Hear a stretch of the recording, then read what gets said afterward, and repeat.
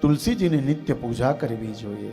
કાંઈ નહીં તો એક ચાંદલો, ચોખા, એક પુષ્પ અને ઘીનો દીવો કરવો જોઈએ.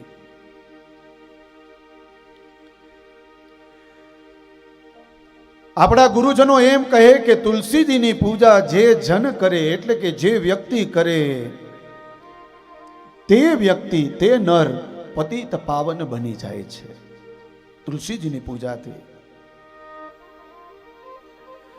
નિત્ય સવારે આપણે ઠાકોરજીની પૂજા કરીએ ને, પૂજા કર્યા પછી એક તુલસી પત્ર આપણે ઠાકોરજીને સમર્પિત કરીએ છીએ અને નિત્ય કરવું જોઈએ. આપણા ઘરે જ્યારે સત્યનારાયણ દેવની કથા હોય ત્યારે આપણે 1000 તુલસી પત્ર અર્પણ કરીએ છીએ ને.